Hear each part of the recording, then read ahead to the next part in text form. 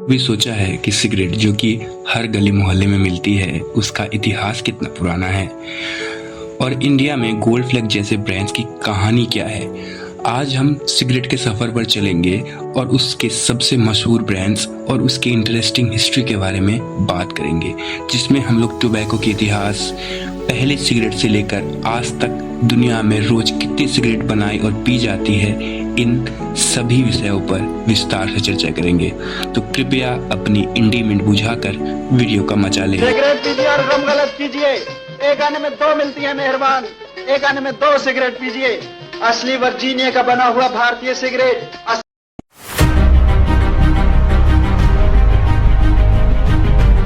Tobacco की कहानी शुरू होती है सन 6000 बीसी में, जब नेटिव अमेरिकन्स ने सबसे पहले टोबैको प्लांट की खोज की थी।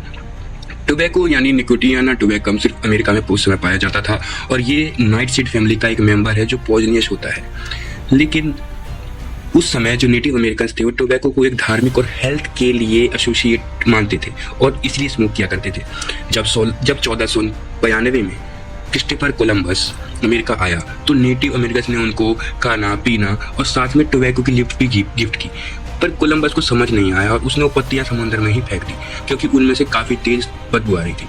कोलंबस को बाद में समझ आया कि ये सुखाए हुए पत्ते नेटिव अमेरिकन्स लोगों के लिए बहुत कीमती हैं और एक तरह से बार्टर और गिफ्ट का काम कर सकते हैं। इस सफ़र पर कोलंबस के साथ रोड्रिगो नाम का एक पर्सन भी गया था। जब वो क्यूबा पहुंचे तो उन्होंने पहली बार लोगों को स्मोक करते हुए देखा।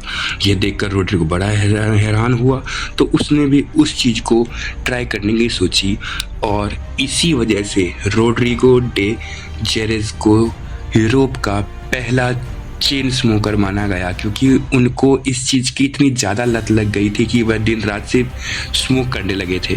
जब स्पेन के लोगों को उनके मुंह से धुआं निकलते दिखा तो वो लोग डर गए, क्योंकि उस समय चर्च का काफ़ी ज़्यादा प्रभाव होता था पूरे ही यूरोपियन कंट्रीज़ में और स्पेन उसका सबसे मेन शहर हुआ करता था। तो इस वजह से पादरियों ने एक घोषणा करी कि इस इंसान को जेल में डाल दिया जाए क्योंकि ये इसके अंदर एक शैतान की आत्मा है। उस समय लोगों को लगा कि शायद हो काला जादू हो या किसी तरह की कोई तकनीक हो जिससे लोग हम पे काबू कर लेगा, या हो सकता है ये भगवान ये किसी डेविल का भेजा हुआ दूत है। तो वो लोग काफ़ी डर गए और बेचारे को 7 साल की सजा हुई। बट धीरे धीरे ये बात बाहर फैलती गई और लोगों ने भी इस चीज़ को उपयोग करना स्टार्ट किया। थोड़े ही टाइम में स्पेनिश और पुर्तगीज सेलर्स ने भी हर जगह ट्रेडिंग और आउटपोस्ट में तंबाकू उगाना शुरू कर दिया और पहले पर्सनल यूज़ के लिए करते थे, बाद में कमर्शियल और फार्मिंग भी स्टार्ट कर दी, जैसे कि स्टार्टिंग में ब्राज़ील में।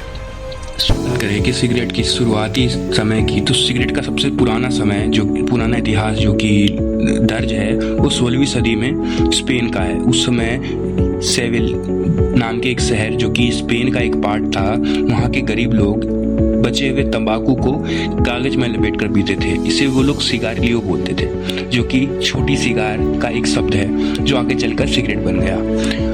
18वीं से 19वीं शताब्दी में सिगरेट पीने का जो प्रचलन था वो काफ़ी तेज हो गया था और फ्रांस, स्पेन और बाकी यूरोप में फैलने लगा।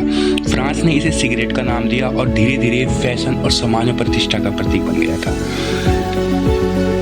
औद्योगिक क्रांति के बाद जो सिगरेट था उसका हम बड़े पैमाने पर उत्पादन करने लगे थे। 19वीं सदी के अंत में मशीनों के आने से सिगरेट का उत्पादन बड़े पैमाने पर शुरू हो गया था और 1880 में जेम्स ए बॉसनेक ने पहली सिगरेट बनाने वाली मशीन का पेटेंट भी करवाया, जिससे सिगरेट बनाना बहुत ही सस्ता और आसान हो गया था। वर्ल्ड वॉर 2 के टाइम पर सोल्जर्स को राशन में सिगरेट दी जाती थी, जिसकी वजह से सिगरेट की जो पॉपुलैरिटी थी बहुत ज़्यादा बढ़ गई। स्पेशली अमेरिकन आर्मी में तो सिगरेट एक स्टैंडर्ड राशन आइटम थी और ये 1970 तक चलता रहा। सोल्जर्स को सिगरेट एक तरह का स्ट्रेस बस्टर थी, थकान कम करने, टेंशन दूर करने और माहौल बूस्ट करने में इजी रहता था। दूसरे वर्ल्ड वॉर में तो सोल्जर्स को टोबैको, रोलिंग पेपर, माचिस सब कुछ राशन के साथ साथ मिलता था। ये चीज़ें शायद सर्वाइवल के लिए ज़रूरी ना हो, लेकिन उनका मेंटल सपोर्ट बहुत इंपॉर्टेंट था। इस वजह से वॉर ख़त्म होने के बाद भी सिगरेट्स को जो क्रेज़ था पब्लिक में कभी फेल नहीं हुआ। पहली वर्ल्ड वॉर में भी इंडियंस और बाकी देशों के सोल्जर सिगरेट पीते थे और तब से सिगरेट्स को एक ऐसे दोस्त की तरह देखा गया जो मुश्किल वक्त में थोड़ी राह देता है। तो बेसिकली वर्ल्ड वॉर के टाइम पर सोल्जर्स को राशन में सिगरेट मिलने की वजह से सिगरेट की आदत और उसकी पॉपुलैरिटी जो थी वो दुनिया भर में बहुत तेजी से बढ़ी थी। विश्व युद्ध के बाद पहली सिगरेट कंपनीज अपनी मार्केटिंग के लिए बहुत ही एग्रेसिव स्ट्रेटजीज यूज करती थी। कुछ ऐसे तरीके जो पॉपुलर थे वे थे कि डॉक्टर्स को पैसे देना। कंपनीज डॉक्टर्स को पैसे देती थी ताकि वो सिगरेट्स के बारे में पॉजिटिव बातें करें, जैसे कि ये हेल्दी है, ये सेफ है। ये टैक्टिक 1950-60 में बहुत कॉमन थी। न्यूज़पेपर और मैगजीन्स में एड्स, सिगरेट्स के एड्स हर जगह छपते थे। न्यूज़पेपर, मैगजीन, बिलबोर्ड्स, सब जगह इन एड्स में ग्लैमर, सक्सेस और स्टाइल्स को दिखाया जाता था।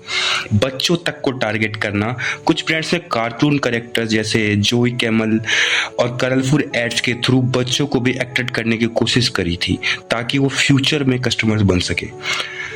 स्पोर्ट्स और कल्चरल स्पॉन्सरशिप देकर सिगरेट्स कंपनीज क्रिकेट, फुटबॉल और कॉन्सर्ट जैसे बड़े इवेंट्स को स्पॉन्सर करती थी, जिससे ब्रांड अवेयरनेस बढ़ता था।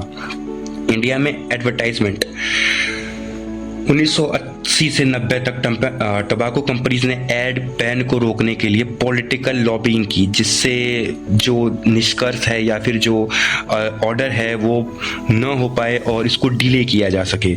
लेकिन 2003 में सिगरेट और सभी अदर टोबैको प्रोडक्ट्स के ऊपर एक एक्ट लाया गया जिसका नाम था COTPA, COTPA।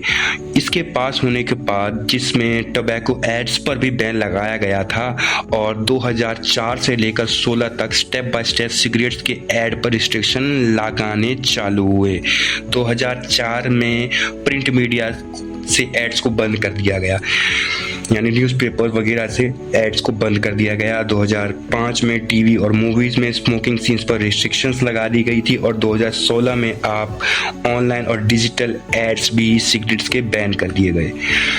अगर ग्लोबली लेवल पर देखा जाए तो यूएस और यूरोप में 1990 में सिगरेट एड्स पर काफ़ी बड़ी पाबंदियां लगी, जैसे कि कार्टून्स और सेलिब्रिटी इंडोर्समेंट को बैन कर दिया गया। सिंगापुर में 1970 में सिगरेट्स एड्स पूरी तरह बंद हो गए थे। फिलिप्स 2007 तक टीवी, रेडियो, प्रिंट एड सब जगह सिगरेट्स एड बंद हो चुका था। सिगरेट कंपनी ने डॉक्टर और सेलिब्रिटीज को यूज करके अपनी इमेज अच्छी बनाई, लेकिन जब हेल्थ रिस्क सामने आए तो बैन्स लगे। इंडिया में बच्चों को टारगेट करना इलीगल हुआ। कार्टून मैस्कॉट जैसे जोई कैमल को बैन कर दिया गया। आज के टाइम में cigarettes most probably point of sale तक लिमिटेड है, जो हेल्थ वार्निंग्स और मैंडेटरी करती है।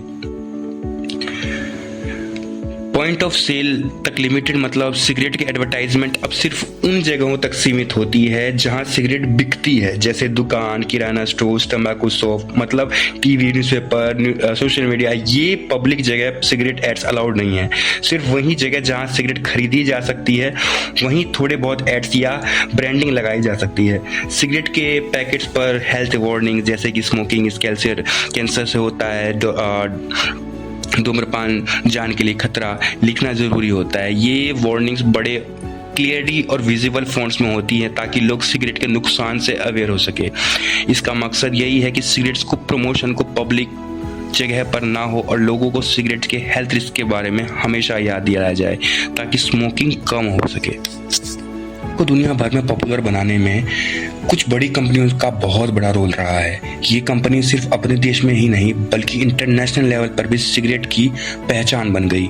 WD&HO विल्स ब्रिटेन, ये ब्रिटिश कंपनी 18वीं सदी के एंड में शुरू हुई थी। विल्स नेवी कट और गोल्ड फ्लैग जैसे ब्रांड्स की कंपनी है। इंडिया में ITC लिमिटेड के साथ मिलकर सिगरेट बनाना इन्होंने स्टार्ट किया था, इसलिए इंडियन मार्केट में भी इनका बहुत इम्पैक्ट है। विल्स ने सिगरेट की पैकेजिंग, ब्रांडिंग और मार्केटिंग में काफ़ी इनोवेशन किए, जिसकी वजह से सिगरेट आम लोगों तक इजीली पहुंच गई। इसमें दूसरे नंबर पर नाम आता है फिलिप मॉरिस का, जो कि मार्लबोरो के संस्थापक थे। फिलिप मॉरिस ने इसकी शुरुआत सन 1847 में लंदन से की थी। बाद में इसका हेड ऑफिस अमेरिका शिफ्ट कर दिया। मार्लबोरो दुनिया की सबसे ज्यादा बिकने वाली सिगरेट बन गई और मार्लबोरो मैन वाली आइकॉनिक मार्केटिंग स्ट्रेटेजी ने इस ब्रांड को ग्लोबल सुपरस्टार बना दिया।